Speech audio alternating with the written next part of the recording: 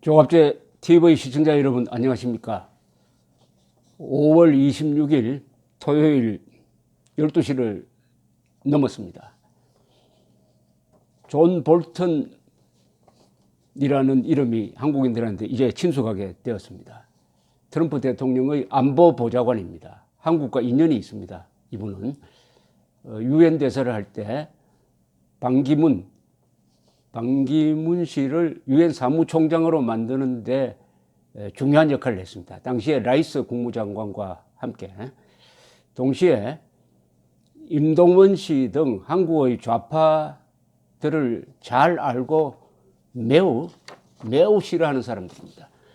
회고록에서 임동원 씨를 북한 정권의 변명가다, 어폴로지스트란 다소 경멸적인 표현을 썼던 사람이 지금 트럼프 대통령에게 가장 큰 영향력을 행사하는 바로 옆에 딱 있습니다. 이틀 전에 김정은과의 회담을 깨는데 볼턴이 중심적인 역할을 했습니다.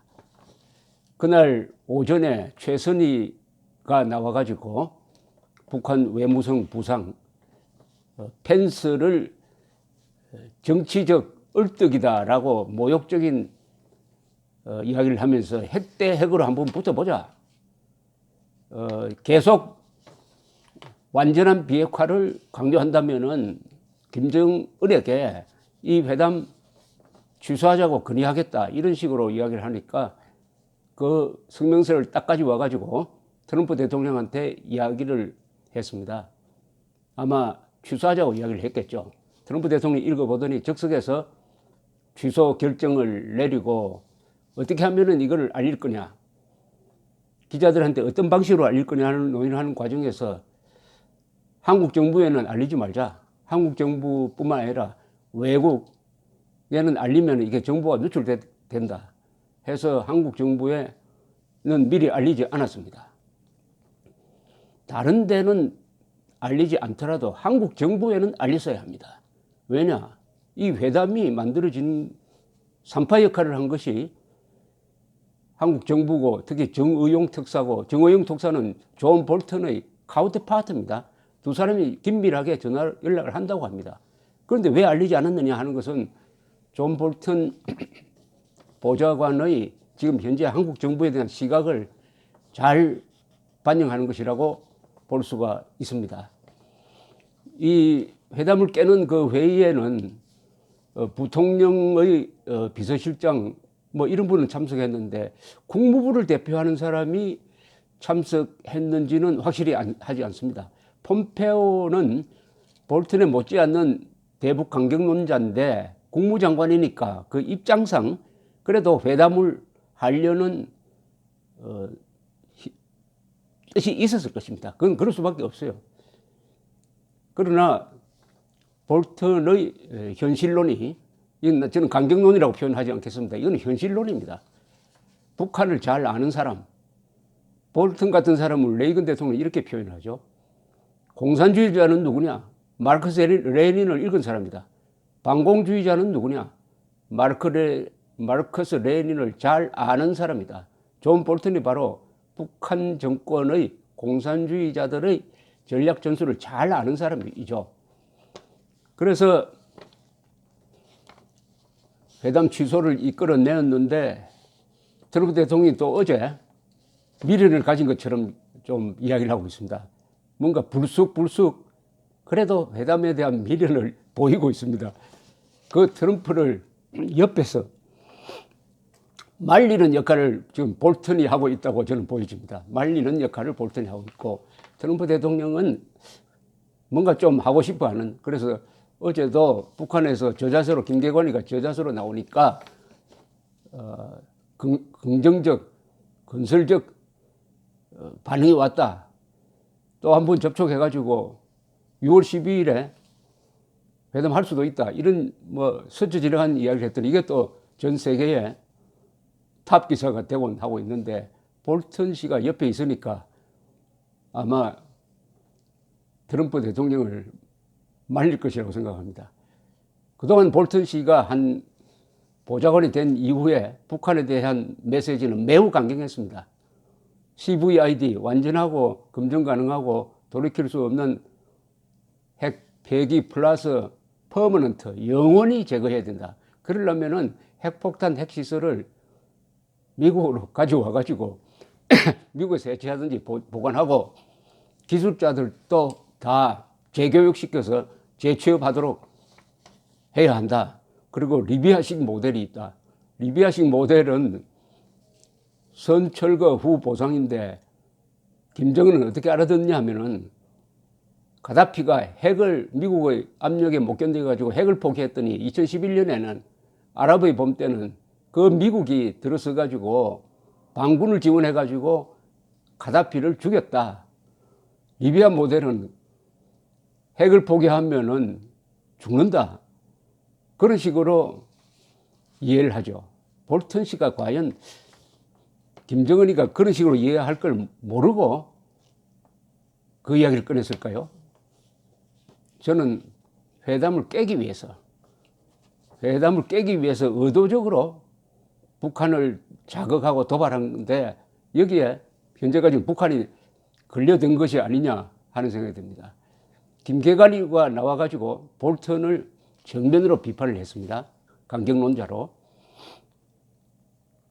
그러니까 미국의 언론이 야, 볼턴이 너무 나간다. 볼턴 때문에 이 회담이 제대로 안 되겠다는 그런 비판론이 많이 일어났고 한국에서도 좌파 친북한 류의 이런 사람들이 뭐 그중에는 기자도 있고 뭐 대기자라고 불리는 사람도 있습니다만은 볼턴을 막 비판합니다. 볼턴은 지금 북한과 한국으로부터 동시에 비판을 받고 있어요. 또 미국으로부터도 호의적인 사람이 거의 없습니다.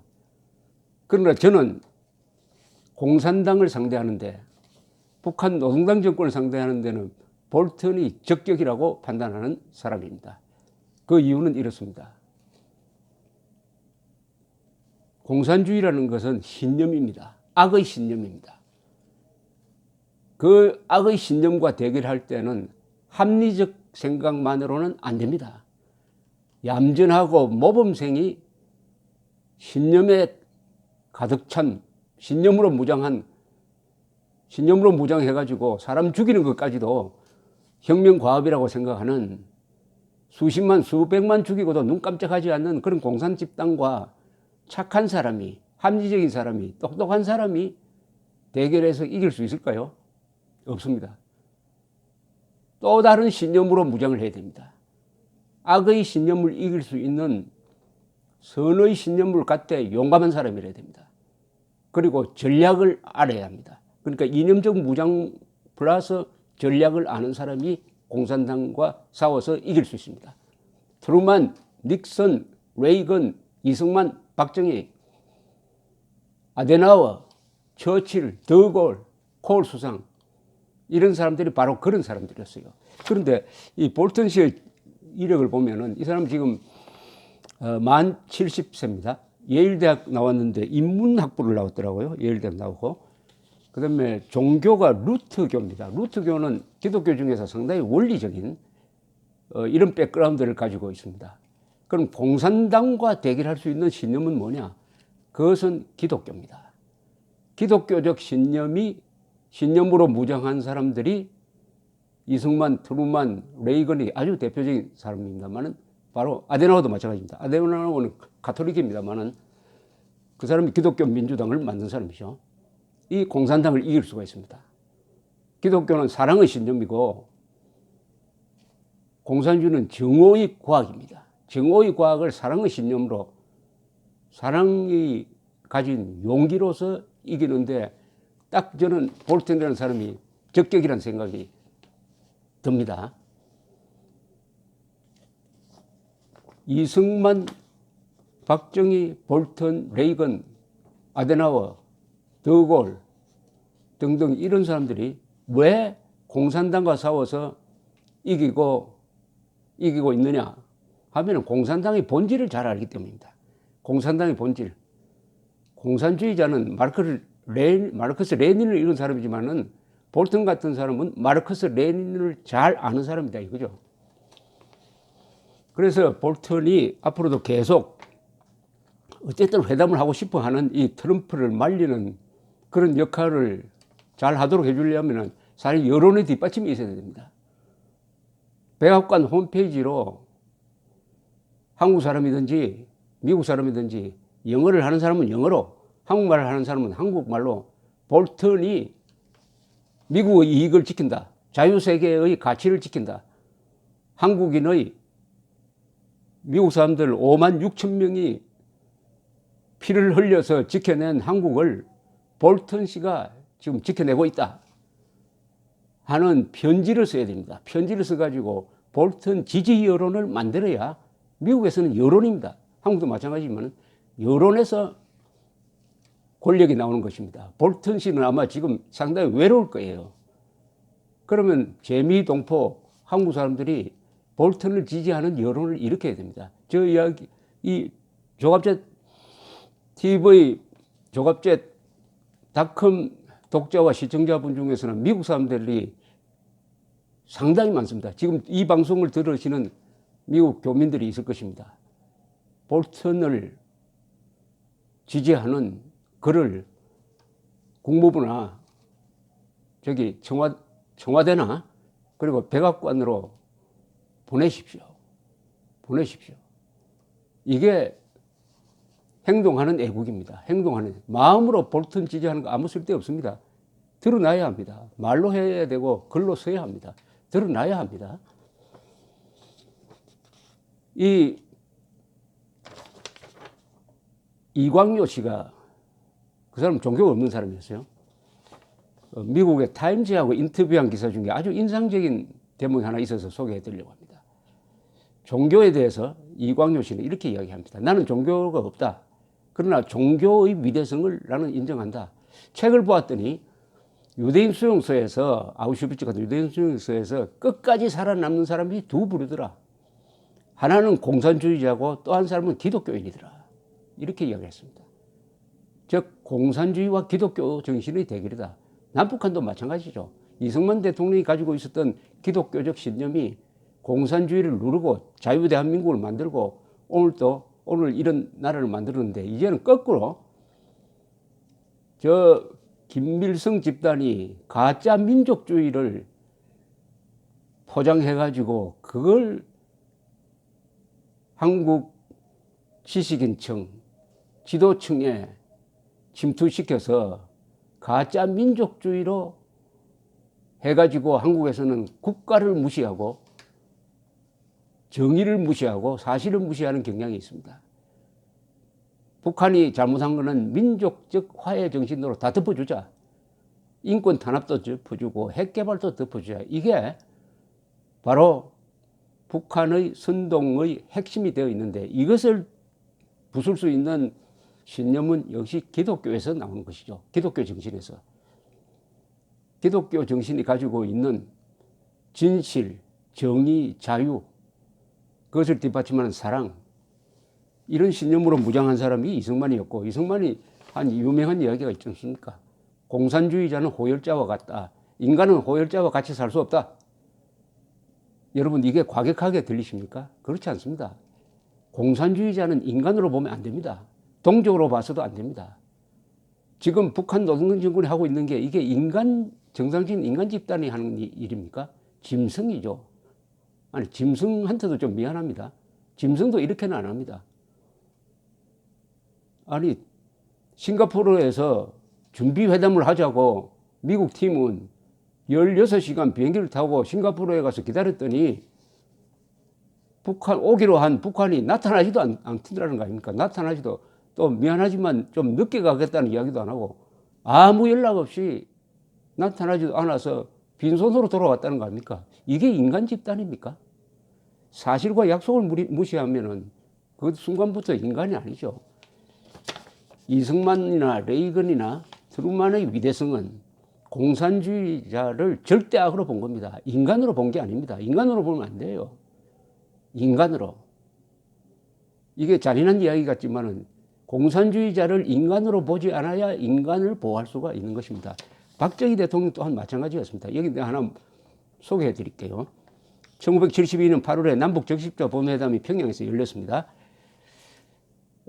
서울로 돌아온 남측 대표 이범석 씨, 나중에 이분이 외무장관도 되고 아웅산 테러 때 북한 김정일이가 보낸 이 테러단에 의해서 목숨을 잃은 분입니다. 이 일행을 격려하는 자리에서 이승만, 박정희 대통령이 북한 당국을 상대할 때 지침을 딱 내립니다. 그것을 누가 메모를 했는데 이렇게 이야기합니다. 1. 평양에서 있었던 이런 공식, 비공식을 막론하고 모두 보고해야 한다. 2. 공산주의자들과 접촉할 때는 사전에 전략을 세워놓고 해야 한다. 디테일에 충실하라 이런 이야기입니다. 3. 북한 위정자들과 우리가 핏줄이 같다고 생각하는 것은 오산이다. 동족으로 보지 말라는 겁니다. 4. 우리 적십자사는 인도적 사업이라고 보나 북한은 정치적 사업으로 본다. 북한은 모든 것을 정치사업, 즉 혁명을 위한 것으로 본다. 5. 북한 요인들의 말 한마디 한마디는 모두 정치적이다. 6. 우리의 말 한마디 한마디에는 신념이 있어야 한다. 7. 술을 마실 때도 상대방이 공산당이라는 사실을 잊지 마라. 8. 북한 사람들과는 어떤 자리에서도 감상적으로 흐르지 마라. 지금 문재인 정권이 김정은과 만나가지고 얼마나 감상적으로 흐르고 있습니까? 감상적으로.